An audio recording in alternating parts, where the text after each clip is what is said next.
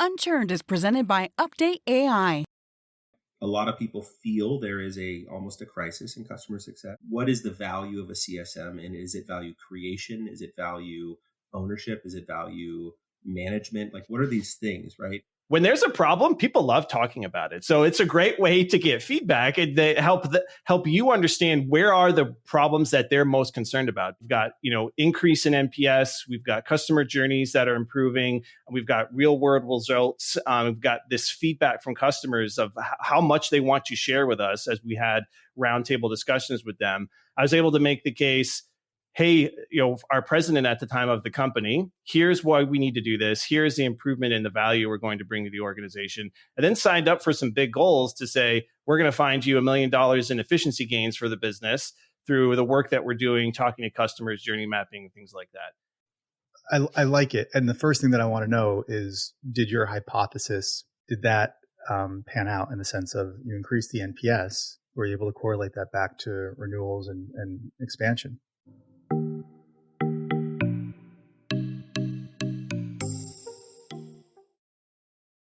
Hey, we played the right music this time. What did you play last time when I was Congratulations. out? Oh, I don't even know what I played, but it was great. Like, we were on such a roll last week without you, Josh. I'm so happy that you're back. But I hit the music and we started vibing, and about 13 seconds into it, Christy's like, this isn't the right music. So I'm glad Manali fixed that in the edit.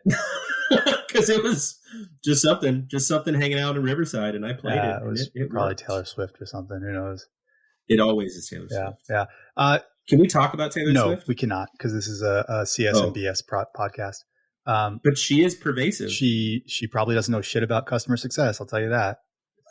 Actually, no. I bet you she knows something about customer experience. She does. And you know who else knows something about customer experience? Is it Seth Terbeek? It is Seth Terbeek. Got it. That's right. Yep. Vice President of Customer Support. Wait a second. Customer Experience? No. Vice President of Customer Transformation at DrFirst. Nailed it. It just took the third. You'll get there. I'll get there. Vice President of Customer Transformation, and the very first Vice President of Customer Transformation that I've ever met and may ever meet in the world. In the world. But he's going to help us evangelize. We're saying it here first. Yeah. The one and only. Yeah. But he came to this podcast specifically to talk about Taylor Swift. Yes, to recruit more vice presidents of customer transformation at their respective B2B SaaS organizations or other organizations. Well, this is timely because I think, I in the last 4.5 minutes, I have decided what my future title should be. And it very much is Vice President of Customer Transformation. So I do feel like this is an adequate audience for this conversation. Perfect. Also, John, your gain is so loud. You're just like, God damn. Yeah, I know you got that Pro series on and everything, but it's just, yeah. Well, that's not for the show. Daddy. Seth, thanks so much for joining the podcast. Very excited to be here, guys. This is going to be a lot of fun, I'm sure. Yeah, already is. We've got a lot to talk about. I'm really excited about this conversation. I wanted to make sure that we did have a moment of BS that was referential in CS. We don't have to talk about Taylor Swift. You can follow me on TikTok if you want to hear my true opinions about this record that just came out. Okay, Seth, I have a question for you. And this is good. This is going to feed into the greater conversation. We're just going to jump right into it. How do you feel about CSMs and support and services asking for customers' cell phone numbers and communicating via cell phone in today's business world? I am okay with it in terms of just general engagement.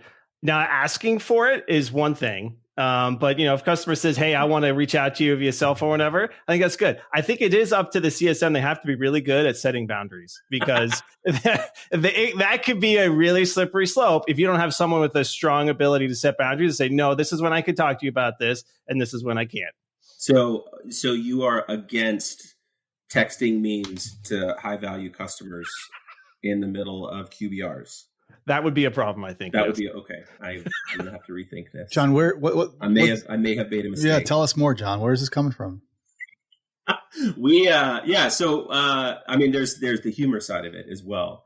I'm a big fan of. I mean, a lot of what we do within customer success is building trust and building relationships, and eventually, those business relationships do tend to bleed into more of the personal side of things. I'm good friends with a number of my current and past customers that I work with. Recently, we're going through kind of a revamp of our sales cycle, right? So everything's about how quickly we're closing. Close rates are incredibly important. Renewal dates need to stay in quarter, all that kind of good business stuff. And we're getting a lot of push to say, hey, you should get your customer's cell phone number and just call them if you can't get the deal closed, right? If you're like waiting on something, just go ahead and call that CCO, right? And I'm having a lot of these internal. I think there's like a discomfort, I would say, like in my gut of like, I've sent you like 19 emails and you haven't responded. And now I'm going to call you. And I do feel like that tips into almost harassment. Like, yeah, it's business. Like there's a reason you haven't gotten back to me. Maybe because the deal isn't going to close or who knows. Right. But like, I feel like there are some boundaries, like you said, Seth, that you kind of step into. Well, first of all, nobody's calling. Nobody's picking up a phone call. So you're talking about texting or not texting, right? I think that's the thing is that people say, get their phone number so you could call them. And in my head, I'm like, dude, you're texting people. Yeah. Like, it's just one more notification. You could just see how quickly they put you on silence. That would be a really good idea. Do they have the read receipts on? Does that count as a contact into Tango if they marked it as read? Yeah, that's good. All right. That's it. Josh, do you have opinions? How do you feel about cell phones and customers? No, I just want to know what customer transformation is. That's it. That's all you care about today. Tell us a little bit. And so you're a doctor first. Tell us a little bit. First, doctor, tell us a little bit about DrFirst. You've been there, only for 17 years. So you're one of these guys that, like one of these generations that just likes to switch every 18 months, right? Holy shit. I didn't see that. 16 years and 11 months. Yeah, well, the pension doesn't kick in until 18 years. So, okay. Yeah. We're still working on that. So man. Yeah, what was DrFirst like 17 years ago? You've worked your way up and around. Super up. Well, not really, because it was vice president of operations. I think that he actually has gone down. No, but I think he did specialist, he did team lead, he did manager, he did director, he did senior director, he did VP of ops. Yeah, but then he was but isn't VP of ops, like that's all operations, the entire company. Yeah, that was the big job. That was 50 plus employees when I was running that whole team. And so at the time the company was 250 employees. So it was that was a big job. And so then I switched gears and went into customer success and then vice president of customer transformation. But yeah, prior to that, so this is going to be a first. This is a podcast first, Seth. So I like it. Let's go. Let's talk about, instead of somebody's growth at a company, let's talk about their you went from 50 reports to 10 reports to what? 2 reports? Yeah. Let's talk about your reduction. Now you're just kind of sitting in the closet by yourself. Now this is the real BS part. This is a first and only. Yes. No, Seth, I joke. If I didn't have the utmost respect for you, I wouldn't bring that up. But yeah, tell us like a little bit about how you like went from one to the other and into customer transformation. Yeah. So how I came from VP of Ops to where I am today. Yeah. What you're looking for? Yeah. Okay. So how I came from VP of Ops was actually I needed to head back home to live with near family when we had our first child. And so after that, they said, hey, you can work remotely for us, but you got to have a change in your job. And so changed jobs and said, okay, where else can I help out in the company? And they said, well, we need some help in our customer success team for our B2B reseller in the EMR market. Okay. And so went to help them, build that out, continue to grow and scale that team. That was about 7 CSMs. There were some ops roles still in that we were working on. And then kind of did that for 6 years or so. And that was a big transition time for the company. We retired a legacy version of the flagship software we had and rolled everyone over to a brand new one. So that took, about 24 months for us to complete that process. 300 customers, businesses moving over. It was a lot. And then started to look for other opportunities, kind of externally and internally. and realized that there was a real need for this customer transformation focus, really helping the business do provide our services more effectively and have a better customer experience, really. So we started out with capturing customer feedback, with mapping journeys internally as a company, and then helping to really help bring that forward into the business so people would understand what we were hearing and how we could do things better with our processes, and then how that other teams as a part of that would need to improve what they were doing as well. Love it. John? No, I'm like, this is good. When you came into customer success, I want to hear a little bit about the genesis behind this. So kind of let's go back down to the seeds of this department. Was this a role that was created for you, or that you created out of something, or was this kind of like your company came to this idea of the customer success is very much individually customer focused, taken from awareness to loyalty, and then the idea that our businesses have become actually pretty difficult to work with, right? There's just a ton of friction, from sales to renewals to product to training. All of these things are just really fucking complicated. And then having somebody to say, okay, well, take me out of this individual account shit and let me get into the actual experience that our brands are having with us as a brand. Walk me through kind of like the genesis of how you came to want to do that, and how your company validated investing in that, because it's hard when you separate those individuals from revenue, as we all know. Yeah. So really it came down to, I was in my VP of CS role, and I was trying to figure out how can I start to build community, find others who are in the same role. So went through various avenues of doing that, found some roundtable discussions that I was a part of, Slack groups, things like that. And then I started to kind of look through, all right, what is CS? What is customer experience? And trying to figure out, is customer experience just a part of CS, or is it something that stands on its own? Mm-hmm. So did research around that, and I came to land on customer experience is a thing. Like, it is a function all alone. And so what we came up with is really just that, right? It's about removing cross-functional friction in the organization so that there's a positive sentiment of working with the business. To your point, John, there's so many areas, there's so much friction internally, and there's a lot of work needed to actually make those things better. So took that and then basically made a pitch internally. It was my idea to kind of say, all right, how can we make a department out of this? What would our goals be and things like that? So we ended up focusing on NPS improvement. I made the case that NPS would increase, renewal dollars, and there would be growth with these businesses. That's a pretty loose correlation, a coupling, but I made that case because I didn't really have a whole lot of revenue that I could tie things to, but we did that. And then from there, pitched that to my boss at the time, who was the GM of a division.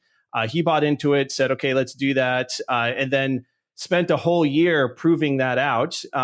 And from there, once we had those proof points behind us, we've got, increase in NPS. We've got customer journeys that are improving. We've got real world results. We've got this feedback from customers of how much they want to share with us as we had roundtable discussions with them. I was able to make the case, hey, our president at the time of the company, here's why we need to do this. Here's the improvement in the value we're going to bring to the organization. And then signed up for some big goals to say, we're going to find you $1 million in efficiency gains for the business through the work that we're doing, talking to customers, journey mapping, things like that. I'm sorry, Seth, this is customer experience, right? Not customer transformation? This was customer. So yeah, like the transition is interesting, right? So I was doing the customer success role and at the same time building out this new department. So kind of splitting my time between them, and then got the approval for the full department. Of experience or transformation? Yes, experience and transformation. Yeah, it's synonymous. It's synonymous. Oh, okay. Yes. Cool. Well, then your LinkedIn profile should say Vice President of Customer Transformation / Experience. There you go. I should do that. Does that fit on a business card? I don't. I feel like. Do you use a business card, John? Who uses a business card? It fits on a QR code. Listen. So it's good. I like it. And the first thing that I want to know is, did your hypothesis or your, justification for this team, did that pan out in the sense of you increased the NPS? Were you able to correlate that back to renewals and expansion?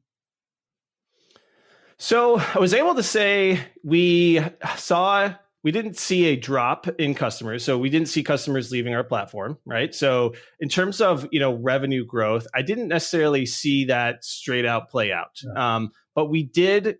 So basically what we did was we pivoted from, okay, we're focusing on NPS to we're now focusing on how can we make the business run more efficiently. And that's really where we started to double down on. We're going to evaluate the cross-functional processes we have.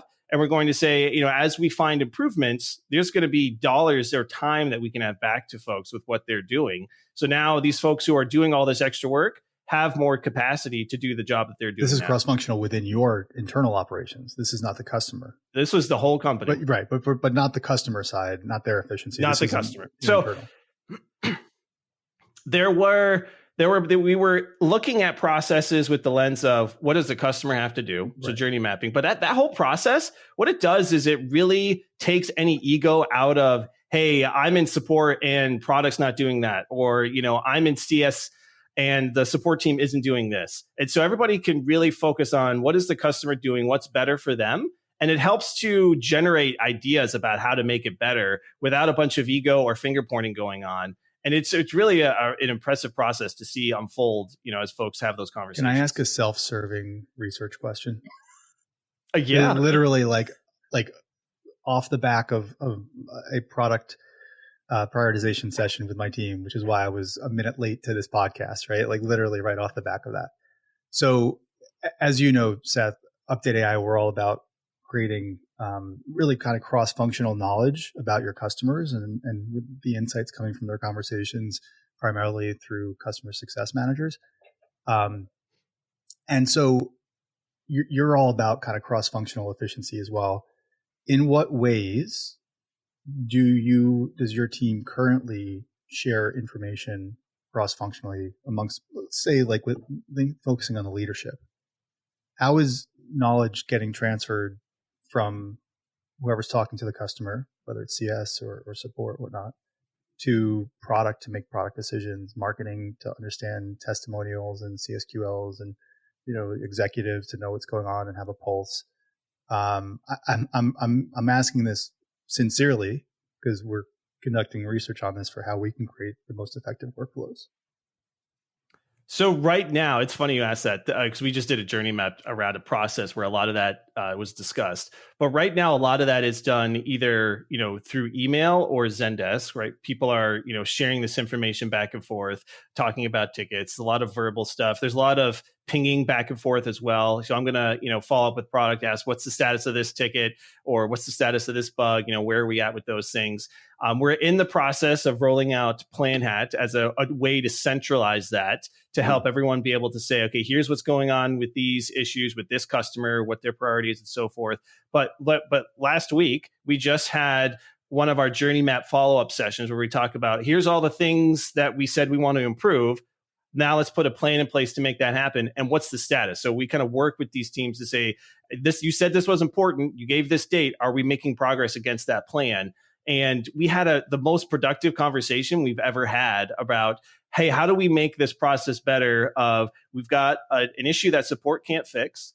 We've got product that needs to get involved so that they can bring their resources or dev resources to help figure it out. How do we make sure that we have a successful, closed loop experience for the support team to make sure they can communicate well with customers?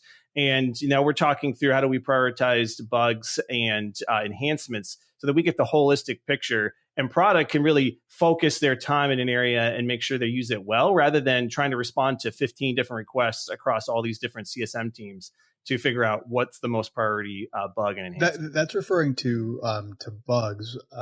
What about insights in general, whether it's feature requests or, again, like going back to advocacy to share with marketing? What about all the other types of information that you're gathering? Yeah, so enhancement requests kind of fall in that same bucket for us. But advocacy, right now, it's marketing coming to us and saying, hey, we've got an event coming up or we've got a need for a press release. So CSM, can you give us some customers that are in a good spot and we can go figure out what story we can create or what stories exist that we can actually create something with. So it's still a very manual process right now. So one of the things that I'm kind of gleaming from a lot of conversations in customer success. You're gleaming or you're gleaning? gleaming. Okay, I am also a little bit gleaming. I have some nice moisturizer on, so it's looking good, John. Hey everybody, it's Josh. I'm taking a quick break from the podcast to tell you a bit about UpdateAI. I started UpdateAI to solve two major challenges for CS teams. The first is that we save CSMs 4 to 5 hours per week with our productivity through AI. Secondly, we give leaders a window into all the conversations across each account and the entire portfolio. So we help knowledge transfer, we help increase the coverage model of your CS teams, and we help you detect emerging patterns in what your customers are telling your CSMs across all the risks, product feedback, advocacy moments, and expansion opportunities. So come check us out at www.updateai. It's completely free to sign up and trial. Right now, I feel like a lot of people feel there is almost a crisis in customer success of like, what is the value of a CSM, and is it value creation? Is it value ownership? Is it value management? Like, what are these things, right? And the way that you're talking about these things, and actually you quote Jack Springman from The Final Rant, which is an incredible book. And I wanted to kind of read his quote and then kind of ask you a few questions to kind of line up where I'm kind of seeing the overarching themes of this kind of new department for you. It says value creation has 3 elements. There's analysis, design, and execution. Analysis locates value, design unlocks value, and execution delivers value. That. In my experience, most CSMs sit on the execution side. We just kind of are strategists, and we get something in our heads and we go and we fix it, or we do it, or we deliver something, right? And it's very much like on the front lines. But as data and big data really has become more available to CSMs, the need for analysis and design statements or segments have become more important. And I feel like what I'm seeing is a lot of CSMs and support and CX is vacillating between those 3 things. It's like, we got to go back into analysis, go look at the data, and then figure out a play. And then we kind of like forget how to get in the trenches and execute. And then that pendulum kind of swings back and forth. And what you're describing and what you're kind of talking through and what you showed at the Customer Success Collective in New York is this idea that maybe we need to specialize these things, where as you deploy these strategies, as you look at the analysis to figure out where the pain points are and where your CSMs are running into friction and your customers are running into frictions through that, right? I want to hear what is the deployment strategy for this? How do you and your team tackle what needs to be transformed? Is it like a ticketing system? Is it kind of like a product request where it's like, man, this sales cycle is bullshit. Like, I need you to deploy, like, go get your, SEAL Team 6 and jump in here to fix it, right? And then you just kind of have your playbooks that you work through to optimize and process and update, and then you roll it out, right? I know I'm saying a lot of words, but I'm really, really interested in this because I do feel like this is one of the next permutations of a career path for senior level CSMs that have a great experience in customer facing roles, but also have dealt with a lot of bullshit processes and know how to fix those processes. And then how do they then pitch that and work with their team on that? So it's not just whack-a-mole with fires popping up like it normally would be with a product fix or whatever. So I 100% agree that the splitting of these 2 roles is really incredibly important, because if a CSM is going to be effective managing their accounts, they need to focus on those accounts, not all the friction that they're experiencing around them, so that they're really able to deliver the best experience there. It's one thing I want to share is that I really consider the person on my team, Carolyn Duffield, a co-founder with me in this whole process, because she has been instrumental in helping us really take these activities, all this feedback we had, and turn it into really action-oriented approach that we've got with these teams to bring everything forward. And so one of the things that we did first was this is your senior director of transformation, right? Exactly. We'll get the bylines in there correctly. Surprise, Seth, she's on the line. Let's introduce her right now. Come on, ladies and gentlemen. That's awesome. Oh my God, we need to start doing that, That'd Josh. be amazing. Yes, it would. So we started with just pulling a bunch of customers together and say, and pinging them and say, hey, we want to have a discussion with you and about 6, 7 other people around a topic. And what it was a pain point. It was, hey, we want to talk to you about your support experience with us, or we want to talk to you about your onboarding experience with us, or your billing experience. When there's a problem, people love talking about it. So it's a great way to get feedback and they help you understand where are the problems that they're most concerned about. Because anybody in the business, whether that's my business or somebody else's, is going to know what is painful for them or what they've heard. But when you get a group of customers together to actually start talking about it, you really start to hear things repeated. So if somebody brings something up and it strikes a chord, other people are going to jump onto that and say, yeah, I have that problem too. And that really helps you then to focus in your efforts to get to the right areas that have the most impact for the customer experience. So that was where we started. And then we took that feedback and then said, okay, this is what we heard. Let's do some journey mapping around that.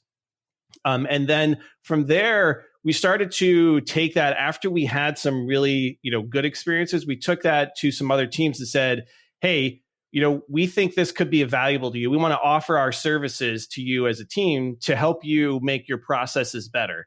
Again, people were like, hey, we have some problems. We would love your help on that. And so they said, great, let's go through that and do our implementation process and see what that looks like and make that better. As we started to get, traction internally, now we have people coming to us and saying, hey, you guys do customer journeys, right? Can you do a customer journey for this? Because this problem this area is really difficult. And so now it's a matter of us sort of taking that feedback and try to prioritize, all right, where are the right areas to focus on? Because just because we heard something about it doesn't mean it's the right thing. And so we've got to start figuring out, all right, what is the actual impact that we think it could be? And so that started to help us, get a pipeline of things that we can go look at and plan out for future quarters. I love that. In one of the points of your topic at the festival, you talked about finding the right CX balance. And we can tag some of the content that you shared in the show notes. But one of the things that you are talking a lot about is, we say value a lot, but I want you to go, and I'm going to lead the witness here because you do talk about it. You talked about customer value and how they see value in this. But I'd love to understand kind of your thought process around prioritizing these things, around, growing the customer experience from, I think, what's the term that you used earlier? Not opportunity cost, but I'm losing my words here. But walk me through what's an okay process and what's not, right? Right. There's pain point. And then sometimes just like any product manager has ever heard is I've heard a million people ask for this thing. I'm never going to fucking do it because, and I know why, you don't know why. Walk me through that a little bit. So what we found is early on, some of the processes we started trying to improve, they were painful for our teams. They were kind of painful for our customers. And so, they were really painful, ones that were the most difficult. But what we found is that, okay, we did some improvement on this and it didn't actually reduce any work effort. So while it made the experience better, there wasn't a balance of it's got to be meaningful to the company as well. Yeah. And that is really, if you look, hopefully you guys could show that picture, that chart from KPMG, but it does a great job of saying there's value lost when you have a bad experience, but you're also losing value when you have an experience that exceeds the customer expectations too much, because it doesn't return any value to you from what you've got in the the value that the effort you're putting in to the value that you're gaining from the improvement in the experience. And so it's that sweet spot right in the middle where you've got the ability to, improve how things operate in your company, but then also it improves the experience for the customer. So the prioritization process is, all right, what is the return on investment we're going to have from making this process better? Are we going to save hours? Are we going to reduce tickets? Are we going to have, less, interpersonal friction internally at the company? And then also, okay, how do we then make this more beneficial for the customer, reduce steps, give them better information, help them navigate it more effectively? All those things would be improving to the customer experience. And for you guys, I think it's, you had a concrete goal of saving a little over $1 million, right? In cost. Yep. So is that really that's what it came down to? Yeah, that's how we start. That's how we really justified what we're doing, to say we're going to make the business operate more efficiently, which benefits everybody, right? All these teams that have more than they can do right now, they can, start to perhaps manage that workload with the team size they have now, instead of needing to, onboard additional employees to help cover what they're doing today. So you've got a slide here, and we can show that as well, that your goals for last year, for 2023, were increase NPS by 12 points. And you talked about that, making the correlation then to expansion and revenue growth, demonstrating CX impact on operational efficiency, and probably and then the third one would be deliver customer optimization, adding 1.3 million to revenue. Yep. What are your goals for this year? What are those three? Yeah, so this year, we're in the $1 million. That is kind of the goal that we've got. We also needed to roll out PlanHat, so that is a big lift for the company right now. There was a lot of work to, ensure that our data was ready to be imported into the PlanHat system, and then make sure that we've got processes around that as well. So there's a lot of efficiency gains with PlanHat itself, because you can see it has the ability to consolidate a bunch of these activities that we're now doing in disparate systems, help the teams have a single place to go. And then really, because of PlanHat's unlimited licenses, anybody in the company now will be able to access everything about the customer in one place. You can see it contextualized, so that they're then able to really understand what's going on with the customer. If support has, a frustrated customer on the line, they can go here and see what's going on, and then interpret and apply the appropriate plays based on what they know about the customer, in a way that really gives them that insights that they wouldn't have otherwise at this point. And then another one is, really just helping the company continue to map those customer journeys, having that information available so people can see how the process works from the customer perspective, is really going to be critical to make sure that, as we onboard new people or people get moved into different roles, they know what we're doing and why we're doing it and what the end result is. So the PlanHat implementation is a big one. That's a big rock that you've been tackling. I'd love to know how it's going, but beyond that, you mentioned having different stakeholders, not just from CX, but from other groups as well, come and be able to access, symmetry of information. That's a lot of change management. Talking about like head of transformation, there's a lot of change. How, and I saw on the other slide, training was one of the chevrons there, but have you thought yet? Have you gotten there yet? Have you thought about how you're going to, you can, you lead a horse to water, but you can't make it drink, or, how to have people fish for themselves? Have you thought about that change management? Yes, we have, actually. Any other euphemism that you want to use? Yeah, I got more. Exactly. So we have, gotten to a point where we're really trying to be like recipe makers, like helping people understand, here's the best way to approach leveraging PlanHat so that you could start to streamline some of your work that your team is doing now. And so we're kind of asking questions, open-ended questions of, hey, how are you being measured, with what you're doing today, and then bringing that into the system so that we can help them design it and make it fit with what they're doing now. So that's a big piece. And we are focused on the customer-facing teams first, so that we've got those teams working well within the system, then bringing on product or marketing or support so that they can have that. So it's going to be a multi-year journey for us as we go through this. But we've had, 3 different customer success teams to bring on.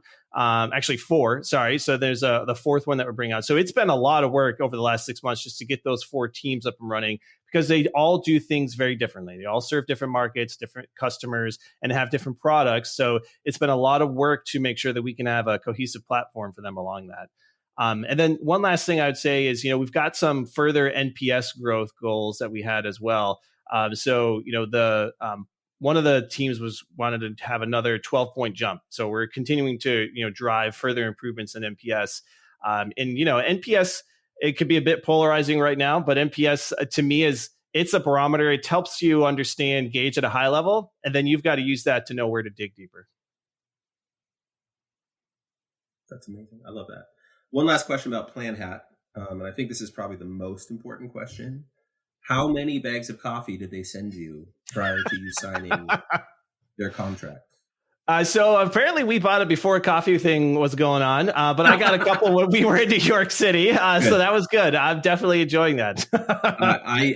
I have probably 3 bags in my freezer right now, and they just keep They just keep sending them to me, man. I didn't know that was their thing. They're pretty great. I will take coffee any day over any other.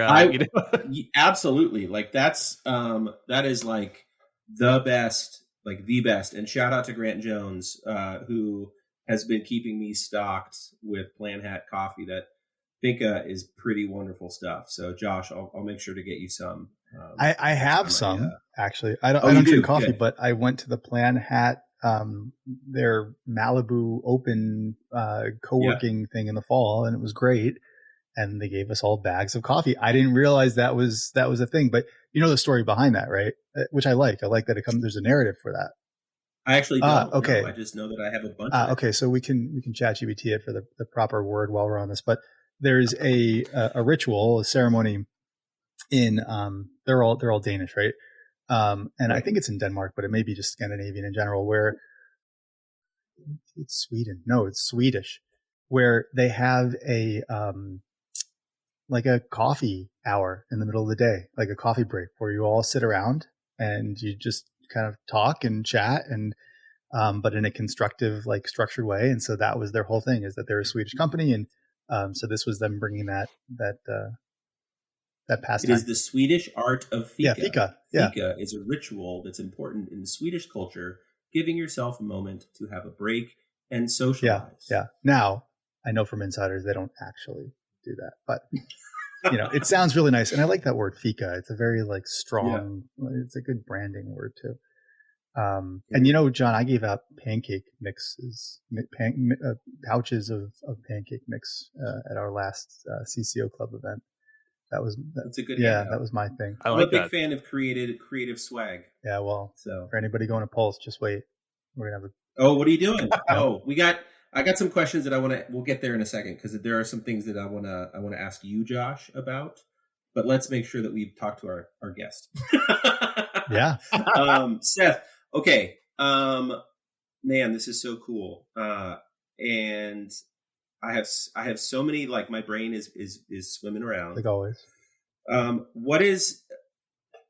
What were some of the hardships that you faced when you were kind of trying to prove this? On the graph, you talked about like proving the value of the department and some of those things, right? I mean, anytime you kind of stick your neck out and you say, especially in this market, like it's a little bit risky, right? But I think you've done a really good job of laying out that it's not just about, hey, I'm driving $1 million in revenue. There's also optimization processes. And luckily you're in a mature organization that actually values and understands that. Walk me through some of the like, what was the selling that you had to do? Like, how many speed bumps did you hit? How many mountains did you have to climb to get into this? Or has it been kind of smooth sailing? It seems like this was something that was needed. So it makes a lot of sense to me. But yeah, it was definitely a needed thing. So there was definitely some, grassroots efforts in the company of, hey, we've got some customer experience needs that we need to fix. So there was some good timing was involved with it for sure. One of the things that we started out doing was trying to just find processes. So not talking to customers and just saying, hey, that process is really hard. Let's go, redesign that process. Well, that ended up being ineffective because there was just not a whole lot of improvement that we could find with just one individual process. So we were pulling our hair out trying to find ways that we could actually say, okay, here's some dollars we helped the company save. And it amounted to very little. So like that first quarter, when we were within that department still trying to figure out what we could do about the company, making the experience better, it was really hard. There was a real concern that if we don't prove this out, we're going to be out of a job because like we haven't been able to find a way to make this valuable for the business. So that was one. Another one was, when you're talking with customers, it's really critical to have open-ended questions. If you lead the witness in any way, it really hurts the feedback that you get. So if you ask, yes, no questions or sort of lead the witness when you're asking a question, you'll end up getting really bad feedback and you won't hear that open-ended, sort of thinking out loud approach that the customers really start to give you deep insights into the process. So that's really good. And, if folks want to hear or discuss about, open-ended questions, happy to work with folks on that. But it's really hard to not ask leading questions because you know where the problems are, internally. And so you want to say, yeah, that's right, customer, but you can't do that because that really damages the process. So those were some big ones. And then I think the last one would be, don't be afraid to pivot. If it's not working, don't die on a hill. Find some other area, test things out, and continue to iterate. It's that fail forward mentality that I think really got us, my co-founder and I, to where we are with this department running as it is today. Yeah, that was actually one of your big lessons, I think, is that, how did you put it? 2 ways. Failing forward was crucial to success, and providing structure and a safe space to encourage customer-centric thinking. And I think this is something that is a longer topic than this podcast, but how you actually build that safe space. If you don't have somebody that is intentional about it in a way that you're doing it, your whole purpose is actually to create safe spaces for customers and employees to share where there's operational inefficiencies or pain points or challenges, so that you can then fix that, right? Yep. So I really love that this is almost like based on the fact that we all know that there's a lot of shitty things that happen in our day-to-day, whether it's a process or a person or an experience. And that's just the way that life is. And it's because of the way that systems are built. And if we don't actually take a step back and have a person or an organization that can actually kind of start to rebuild the Legos. And I wanted to ask you about that, because that's how you ended this presentation in New York. Is something about make sure you share your Legos. Does that get back into? Am I kind of hitting on the fact that you said you want to build recipes? Yes, I love the way that you said that. Is that you want to be a recipe maker and not anything else? I can just give you a playbook, but let me just show you how it's built. Absolutely. So one of the things we realized is there's so much improvement that we can make. There's so many areas that we could focus on, to the point of prioritizing, that we've realized I don't want myself and Carolyn to be a bottleneck for the company to experience improvement and the customers as well. So one of the things we're trying to do now is we've got this process that works really great with journey mapping. How can we start to bring folks along into doing that with us, to say, why don't you, we'll show you how to do it, and you take it and run it in your team or run it in your area for this problem, and then start to have other people be able to do that and say, hey, I see this problem. Let's do a customer journey map, and they'll run it on their own. So that would be huge. That if we can help scale that across the business that way. And then, giving away the Legos is really critical, because if you want to, Molly Graham, by the way. Thank you, Molly Graham. Absolutely. Sorry, I don't know. Who's Molly Graham? So Molly Graham is, she's worked at Facebook, and I believe at Google as well. So she has done some amazing things in the startup world. This is just one of the things. I followed her online. That's it. So she's got some great insights. I would encourage folks to check her out. She is really helpful in the startup space. Some really great insights. Yeah, she's the Chan Zuckerberg organization right now. Cool. Awesome. So give somebody's phone's ringing. Maybe is that her calling Molly? Did you hear? That's amazing. So giving away those Legos is the idea of, you've built something, and if you want to scale and do more, you've got to be willing to give this thing you built away to someone else without any, pressure on them to build it the way you were building it. So give them the ability to take it, run with it, create on top of it, iterate it, and allow them to build that system themselves, so that you can then pivot and focus on other areas to try to improve what you're doing for the company, or come up with new ways to run things in new areas. I love that. That's great. Yeah, thank you so much. This is so cool. Josh, are we going to be able to link the presentation in the show notes? Is that something that we could do?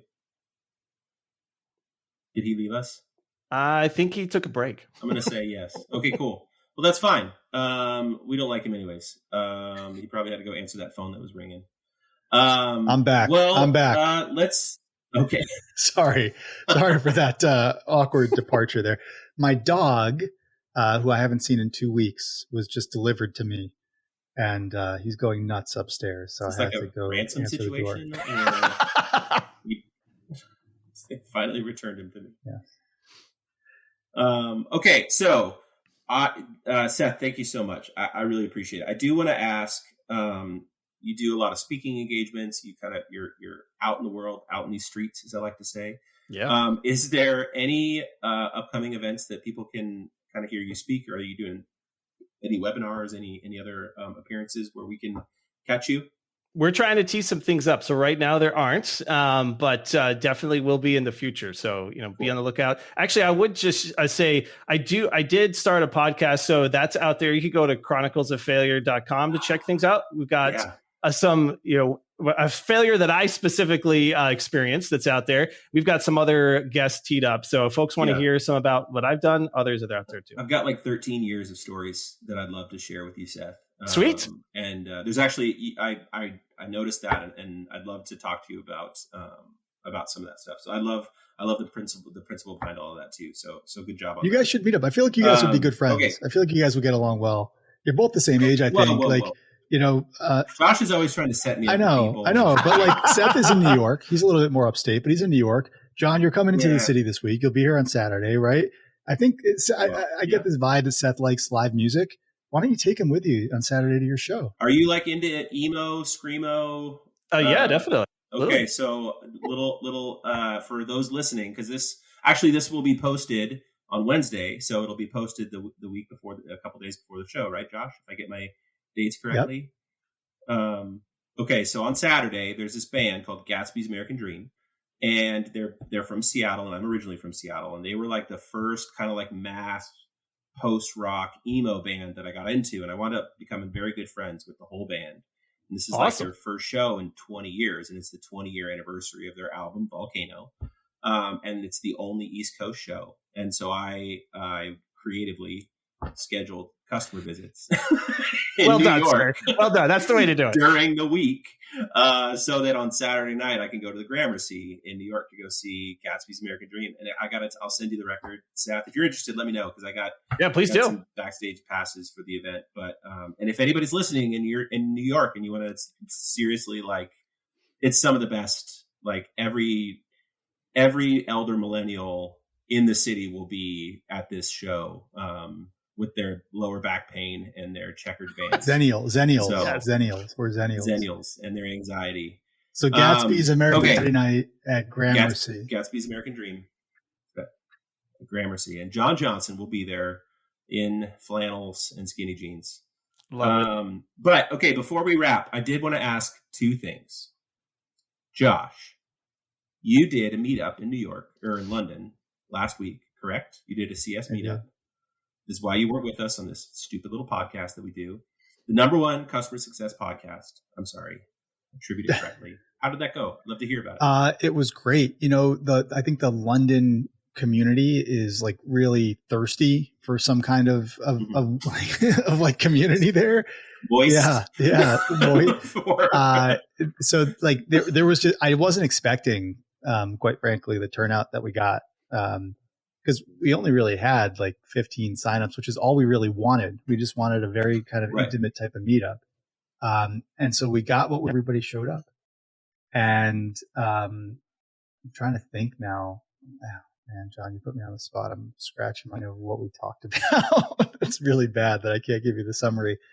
I'll have to come back to you, John, on that one. I didn't have UpdateAI to record the conversation there at the bar. So I'm blanking. That's good. All right. Well, then the last thing, you guys are sponsoring Pulse this year, correct? Yep.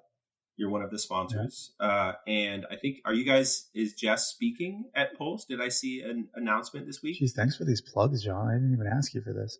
Yeah, of course. So Jess Cohen, our head of customer success. She's like one of the smartest people I know.